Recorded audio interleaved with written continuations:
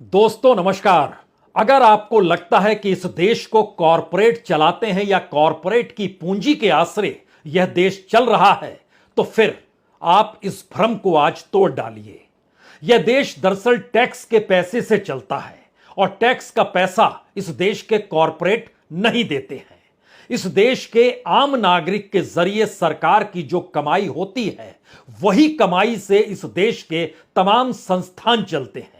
इस देश के भीतर में जो पैसा सैलरी के तौर पर व्हाइट कॉलर्स को दिया जाता है, वो चाहे इलेक्शन कमीशन के दफ्तर में बैठा हुआ हो या सुप्रीम कोर्ट में बैठा हो, या फिर इस देश की संसद को चलाने के लिए जो पैसा होता है, या तमाम मंत्रालयों के भीतर जो भी कर्मचारी काम कर रहा है, जो भी अधिकारी काम कर रहा है, सरकार ने कोई दूसरा उपाय इस देश में आय का किया ही नहीं है।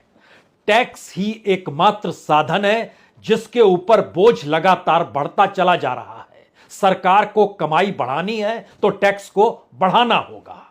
और इस देश के भीतर का सिस्टम इस दौर में कुछ इस तरीके से बना दिया गया कि आप समझ ही ना पाए कि दरअसल इलेक्ट्रॉल बॉन्ड के जरिए कितनी ब्लैक मनी इधर से उधर होती है। आप समझ ही नहीं पाए कि बैंकों का बढ़ता डिविडेंड जिसे सरकार हड़प लेती है या सरकार को दे दिया जाता है, उसके पीछे इस देश में आम नागरिकों के अकाउंट जो बैंकों में खुले होते हैं, उस पर से कितनी वसूली हो रही है।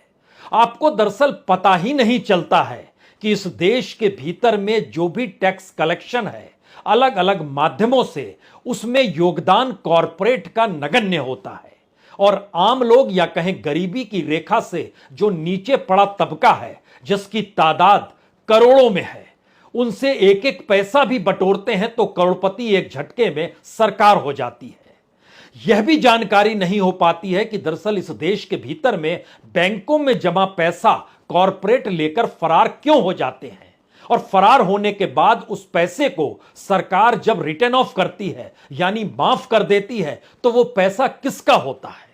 इस देश का पैसा, इस देश के आम लोगों का पैसा, इस देश के गरीबों का पैसा, इस देश के टैक्स पेयर का पैसा। हमें लगता है कि आज एक एक पन्ने को जरा पलट के समझने की कोशिश कीजिएगा, क्योंकि यह आपकी जिंदगी से जुड़ा हुआ पन्ना है। और इन बातों को इस देश का मीडिया अगर दिखाने लगे तो हो सकता है आपकी आंखें खुली की खुली रह जाए। और यह भी हो सकता है आप एक झटके में यह मानकर चलें कि इस देश को बेचने के लिए आप अपने नुमाइंदों को चुनते हैं। इस देश को बेचकर अपनी रईसी में यह सत्ता और सरकार कैसे पैसा खर्च करती है। हर चीज को नियम कायदे में अगर बदल दिया जाए, यहां तक कि किसी बड़ी कंपनी को अगर खुद को दिवालिया घोषित करना है तो उसके लिए भी एक कानून बन गया जो एनसीएलटी के जरिए उसको देखा परखा जाएगा। और जो खुद को दिवालिया घोषित कर रहा है, उसने अगर इस देश के तमाम बैंकों से लोन ही क्यों ना लिया हो, वह भी माफ हो जाएगा। और सरकार उस बैंकों पर कोई बोझ ना पड़े उसके भी रास्ते निकाल लेगी। लेकिन आम आदमी का जिक्र या इस जनता का जिक्र आज मत कीजिएगा, क्योंकि इस देश को चलाने वाले आप ही हैं। और आप ही इस देश को चलाने के लिए वैसे लोगों को चुन लेते हैं जो इस देश को निजीकरण यानी प्राइवेटाइजेशन, इस देश की कीमत को लगाने की दिशा में यानी मोनेटाइजेशन, और इस देश में चलती हुई सरकारी कंपनियों को बेचना यानी डिसइन्वेस्टमेंट, इसी दिशा में बढ़ जाते हैं। शुरुआत करें उससे पहले दो तीन बातें साफ हो जाए। हमारा बजट भी जो दिया गया उसमें भी सिवाय टैक्स के कुछ भी नहीं था। वो टैक्स चाहे जीएसटी के जरिए हो, चाहे इनकम टैक्स के जरिए हो, चाहे कॉरपोरेशन टैक्स के जरिए हो, चाहे कस्टम के जरिए हो, चाहे एक्साइज ड्यूटी के जरिए हो, चाहे सेस के जरिए हो, चाहे अलग अलग सर्विसेज के जरिए हो, इसको जब जोड़ते चले जाइएगा तो आप हैरत में आ जाएंगे। इसके अलावे सरकार की कोई कमाई है ही नहीं। और सरकार हर महीने अपनी पीठ को ठोकती है यह कहकर, इस बार देखिए कमाल कर दिया हमने, जीएसटी कलेक्शन इतना बढ़ गया। और वो बढ़ते बढ़ते इस फाइनेंशियल ईयर में अगर आप सिर्फ अप्रैल और मई का जिक्र करें तो अप्रैल में जीएसटी कलेक्शन जो था वह 1,87,000 करोड़ का था, और मई के महीने में यह 1,57,000 करोड़ का था। दोनों को मिला दीजिएगा यो 3,44,000 करोड़ होंगे। इस फाइनेंशियल ईयर में 10 महीने अभी और बचे हुए हैं। बजट में रखा गया था कि कुल जीएसटी कलेक्शन जो होगा वह 9,56,000 करोड़ का होगा। तो एक लिहाज से 30% तो अभी जुड़ा दिया गया 2 ही महीने में, और बाकी 10 महीने बचे हैं तो जीएसटी कलेक्शन और ज्यादा होगा। यही हालत इनकम टैक्स की होगी, यही कॉरपोरेशन टैक्स की होगी, यही कस्टम की होगी, यही एक्साइज की होगी, यही सेस से जो पैसा आपसे लिया जाएगा वह भी होगी, और यही जो अलग अलग सर्विसेज पे जो लगाए जाते हैं टैक्स, वो चाहे ट्रांसपोर्ट की सर्विस हो, चाहे कम्युनिकेशन की हो, चाहे एनर्जी की हो, सब पर वो पैसा वैसे कलेक्ट किया जाता है। तो आइए इस पन्नों को आज खोलना शुरू करते हैं एक एक करके। ये पन्ने कई मायनों में इसलिए महत्वपूर्ण है क्योंकि जब हम इन बातों का जिक्र कर रहे हैं तो हमारे सामने सरकार के उस पूरे आंकड़े का डाटा है जिसे हमारी टीम ने अलग अलग तरीके से जुगाड़ किया है। उसने जानकारी दी कि दरअसल इस देश में जो नॉर्थ और साउथ ब्लॉक चलता है ना, जहां पर पीएमओ भी है और गृह मंत्रालय भी है, डिफेंस मिनिस्ट्री भी है और तमाम मंत्रालय और तमाम नौकरशाह बैठते हैं, इस्टेब्लिशमेंट एक्सपेंसेस जो होता है इस देश के भीतर वह 3 लाख करोड़ से ज्यादा खर्च किया जाता है। उसमें सिर्फ सैलरी जो होती है, इन बाबुओं की सैलरी जो चलती है वह 1,68,000 करोड़ की होती है। इस 1,68,000 करोड़ की जब हम उन अधिकारियों को, बाबुओं को पैसा देते हैं तो एक जहन में, आपके जहन में यह बात आनी चाहिए, इस देश में जो गरीब कल्याण योजना है उस पर भी तो तकरीबन इतना ही पैसा खर्च किया जा रहा है, लेकिन उसके जरिए इस देश के 80 करोड़ लोगों को 5 किलो अनाज दिया जाता है। और जो इधर जो लोग हैं जिनकी तादाद जो है उसको जब जोड़ना शुरू कीजिएगा तो ये 30 लाख से ज्यादा होंगे नहीं। उनके ऊपर जो 1,68,000 करोड़ रुपए जो सैलरी के तौर पर है, और दूसरे स्टैब्लिशमेंट जो चलते हैं, जो इमारतें आप देख रहे हैं ना, जो नई नई इमारतें अभी सेंट्रल विस्टा बनी है उसको छोड़ दीजिए थोड़ी देर के लिए, और यह समझिए जो स्टैब्लिशमेंट का खर्चा है वह भी 1,32,000 करोड़ का है। यह पैसा कहां से आता है? यह पैसा कहां से आएगा? इसी देश से पैसा चाहिए, जनता से ही पैसा चाहिए, टैक्स के जरिए ही चाहिए। और टैक्स के जरिए बार बार जिन बातों का जिक्र होता है कि दरअसल हमने तो कॉरपोरेट के जरिए इस इकोनॉमी को चला रहे हैं, तो इस भ्रम को आज तोड़ डालिए, क्योंकि उसको एक परीक्षण के तौर पर हमने लिया कि दरअसल अगर एक टैक्स की वसूली इस देश में अगर जीएसटी के जरिए परखा जाए कि जीएसटी के जरिए जो कलेक्शन हुआ, मान लीजिए 1,87,000 करोड़ रुपए अप्रैल में कलेक्शन हुए, अब उसमें से कितना पैसा इस देश के गरीबों ने दे दिया। और आपको जानकर हैरत होगी कि इसको जब हम लोगों ने कन्वर्ट किया कि कितना भुगतान जनता करती है, कितना कॉरपोरेट करती है, तो कॉरपोरेट और रईसों की तादाद ऊपर के 10% को मान लीजिए। उन्होंने जो भुगतान, जिनके पास बड़ी संपत्ति है, उन्होंने जो टैक्स के तौर पर दिया वह सिर्फ 5,610 करोड़ दिया। और जो नीचे का, जो गरीबी की रेखा से नीचे है या गरीब तबका है, यानी इस देश का लगभग आधी जनसंख्या, यानी 50% पॉपुलेशन जो है, उसके जरिए जो टैक्स की वसूली हुई, सिर्फ जीएसटी के दायरे का जिक्र भी हम कर रहे हैं, 1,19,680 करोड़। ये कौन लोग हैं? गरीब लोग हैं, अनऑर्गेनाइज सेक्टर में जुटे हुए लोग हैं, जिनसे ये पैसा वसूला जा रहा है। तो 1,87,000 करोड़ में से 1,19,000 करोड़ रुपया उन गरीबों के हाथ से जो 50% गरीब हैं इस देश के भीतर में, और 10% जो रईसों की तादाद में हम शुमार कर रहे हैं, उन्होंने दिया 5,610 करोड़ रुपए। और बाकी का जो बीच का हिस्सा है, जिसको हिसाब से देखिए कि उनकी संख्या तकरीबन 33% के लगभग बनती है, उनसे पैसा लिया गया किस जीएसटी में 61,710 करोड़। इसमें मिडिल क्लास बड़ी तादाद में इसकी मौजूदगी है, अपर मिडिल, लोअर मिडिल और मिडिल क्लास, इन तीनों की स्थिति है। पहला मैसेज क्या हुआ? कॉरपोरेट सबसे कम टैक्स देता है।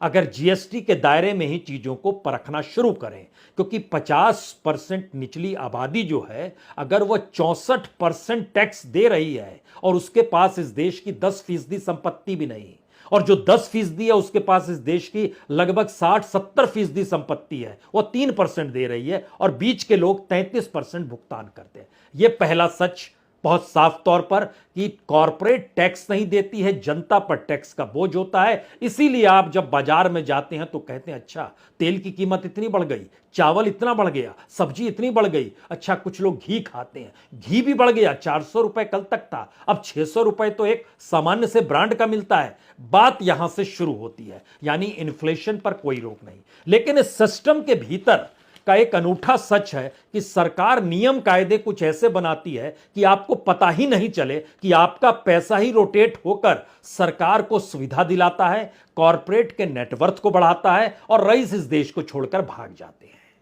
इलेक्ट्रोल बॉन्ड तकरीबन 11 लाख करोड़, इस 11 लाख करोड़ के दायरे में पार्टीज के पास जो पैसा आता है और जिस पैसे के जरिए चुनाव लड़े जाते हैं और जिस पैसे के जरिए चुनाव में पैसे लुटाए जाते हैं, अगर उसको कन्वर्ट एक क्षण के लिए हम यह कर दें कि जो एनसीएलटी में जाते हैं, खुद को दिवालिया घोषित करते हैं, उनकी स्थिति क्या है।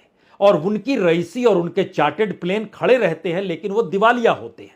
और तीसरी स्थिति आती है कि बैंकों को जो रिटर्न ऑफ कर दिया जाता है, क्योंकि पार्लियामेंट में खुद सरकार जब कहती है कि बीते 6 बरस में हमने तकरीबन 11 लाख करोड़ रुपए माफ कर दिए, ये पैसा कहां से आ रहा है, कहां जा रहा है। और ये पैसा जब आ रहा है टैक्स और आपके ऊपर जो बोझ पड़ रहा है, तो आपके जहन में दूसरा सवाल शुरू होगा, क्या इस देश में कोई सिस्टम नहीं है, कोई ऐसा सिस्टम नहीं बनाया गया है जिसमें जनता एक बराबर तरीके से रहे और कॉरपोरेट पर भी उतना ही बोझ पड़े।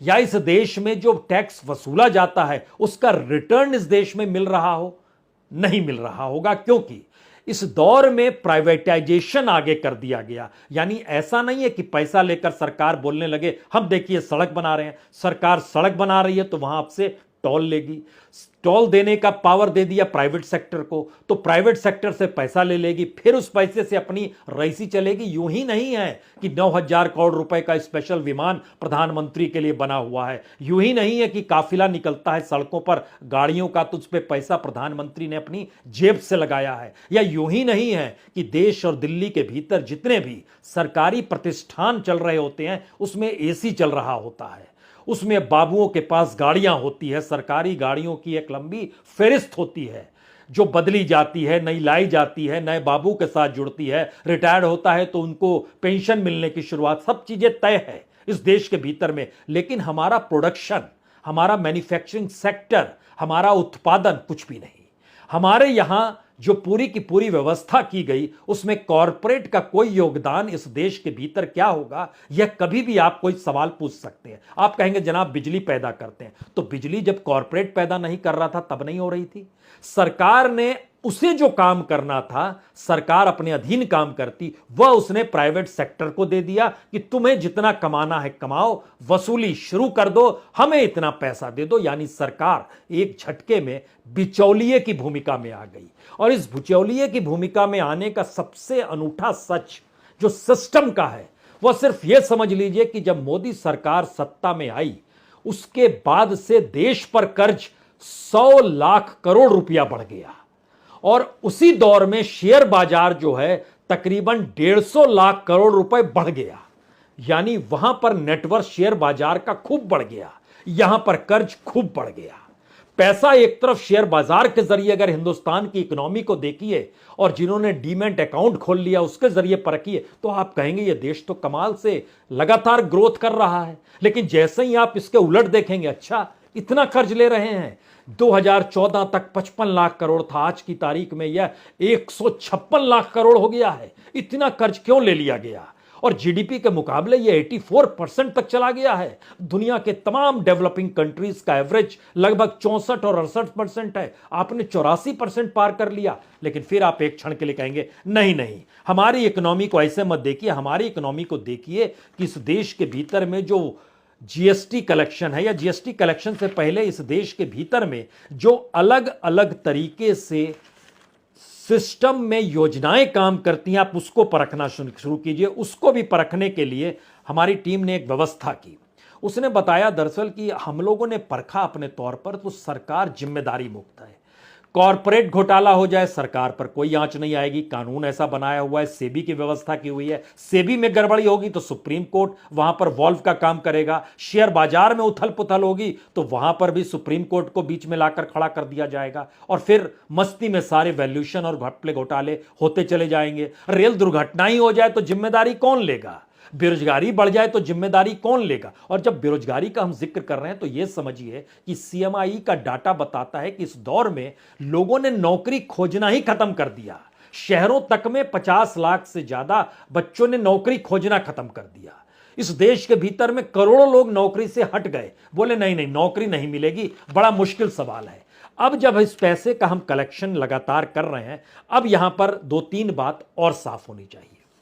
पहली बात यह है कि जब हम आपसे यह कह रहे हैं कि बड़ी तादाद में लोगों ने खुद को नौकरी से अलग कर लिया, खोज से बाहर कर लिया, तो एक झटके में वह संख्या इस देश के भीतर में 1 करोड़ से ज्यादा की हो गई। जो लेबर फोर्स था वो कल तक मतलब पिछले महीने तक अगर 45 करोड़ था तो अब झटके में 44 करोड़ पर आ गया।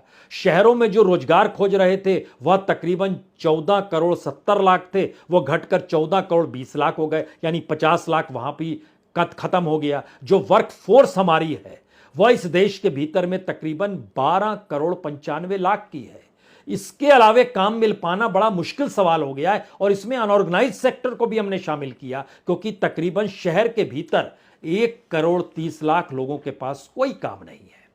अब यहां से शुरू कीजिए, हम जिस शेयर बाजार और जिस डेब्ट का यानी कर्ज का जिक्र कर रहे थे, मोदी सरकार ने इस दौर में कर्ज लगभग 100 लाख करोड़ का ले लिया, जो बढ़ता चला गया। लेकिन इसी दौर में जब 2014 में शेयर बाजार का टोटल जो मार्केट कैप था, जो मार्केट कैप उस वक्त तकरीबन 100 लाख करोड़ का था, वो आज की तारीख में बढ़कर 272 लाख करोड़ हो गया। तो शेयर बाजार कैसे बढ़ रहा है, वहां पर पैसा किस रूप में आ रहा है, और डीमैट अकाउंट खोलने वालों की तादाद तकरीबन 11.5 करोड़ हो गई।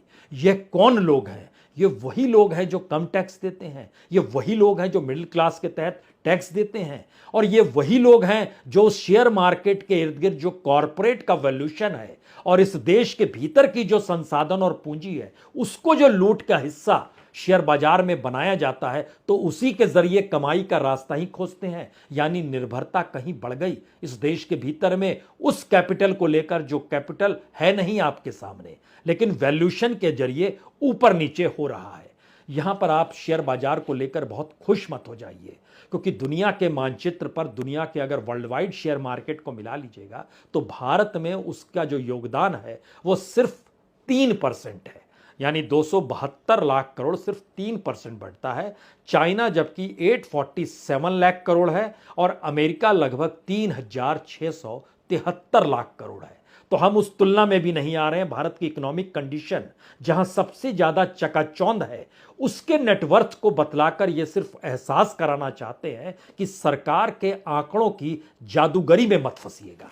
और जब आप इसमें नहीं फंसेंगे तब आपके जहन में यह सवाल आना शुरू होगा कि इस देश में जो बैंकों की बुक को में से कर्ज को हटा दिया जाता है, अगर महीने दर महीने 3-4 चीजों को आप जोड़ लीजिए, उसमें आप इलेक्ट्रल बॉन्ड को जोड़ लीजिए, उसमें आप एनसीएलटी के तहत जो दिवालिया हो गई कंपनियां, जो आईबीसी के तहत जो अपने आप को बैंकरप्सी के तहत लेकर आती हैं और उसके बाद जब उनकी बोली लगती है कोई दूसरे को दे दिया जाता है जो सरकार का चहेता होता है और इधर माफी हो जाती है, इस इकोनॉमी को जोड़ लीजिए।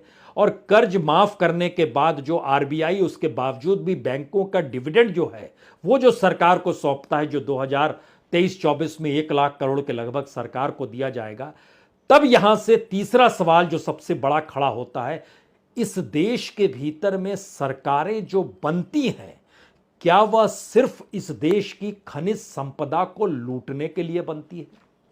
और इस देश के भीतर में जो कुछ भी बनाया गया उससे जो भी कमाई हो रही है, उस कमाई में बड़ी हिस्सेदारी उसके पास कैसे आ जाए, इसके लिए नियम कायदे बनाकर आगे बढ़ती है?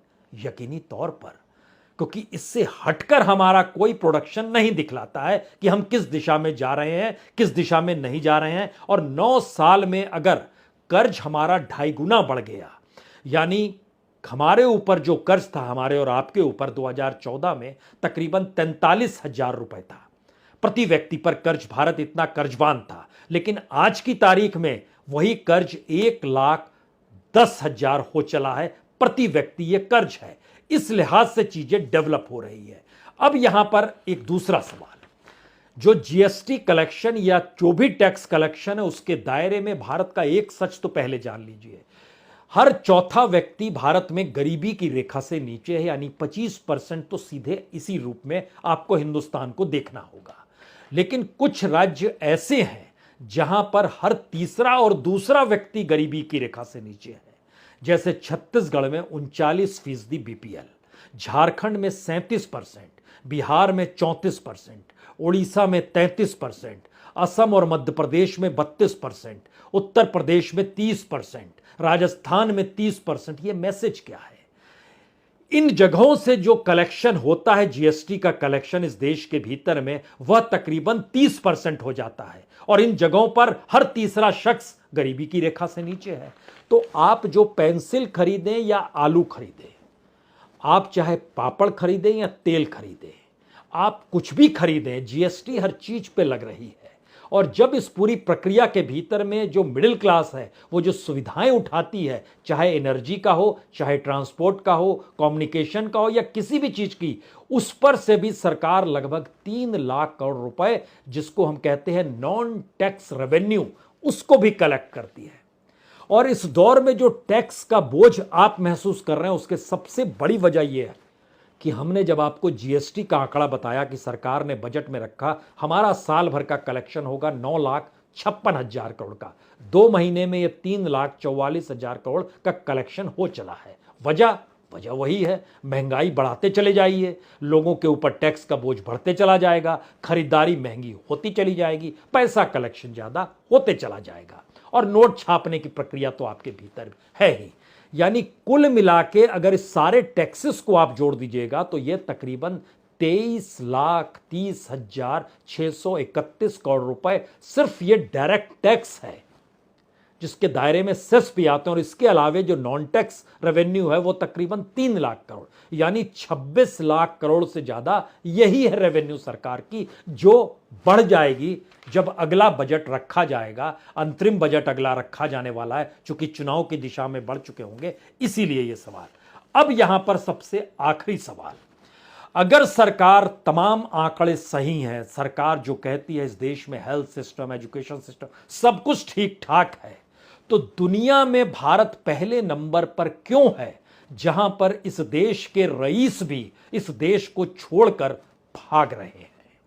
और उनसे जब जानकारी हासिल की एक इंटरनेशनल तरीके से, और उसमें एक ऑक्सफैम की संस्था है, कुछ और 2 संस्थाएं हैं, अपने अपने तरीके से सब ने एक एनालिसिस किया कि जो मिलीनियर्स बिलीनियर्स देश छोड़कर भागते हैं उसकी सबसे बड़ी वजह क्यों, कि भारत के भीतर से एवरेज 7,000 रईस जो हैं हर बरस छोड़कर भाग रहे हैं, और 56,000 का आंकड़ा सरकार के विदेश मंत्रालय के पास पड़ा हुआ है। इतने लोगों ने देश छोड़ दिया। उनके जरिए जो जानकारी निकल कर आई वो चौंकाने वाली है। पहली जानकारी, भारत के भीतर बिजनेस का माहौल सही नहीं है। जो बिजनेस का माहौल है उसके लिए कोई सिस्टम नहीं है। भारत के भीतर में कोई कानून व्यवस्था के तहत कोई सिस्टम नहीं चलता है। सबसे बड़ा सिस्टम और कानून व्यवस्था सत्ता होती है, और जो सत्ता के करीब होता है उसके लिए रेड कारपेट हर जगह है, बाकी जगहों के लिए मुश्किल है। यह पहला बड़ा सवाल था। दूसरा, भारत के भीतर का जो हेल्थ और एजुकेशन और बेहतर जीवन शैली, जीवन की तौर तरीके हैं, उस पर कोई काम नहीं हुआ है। तो जब हेल्थ सर्विस नहीं, एजुकेशन नहीं, तो हम यहां पर क्यों रहे?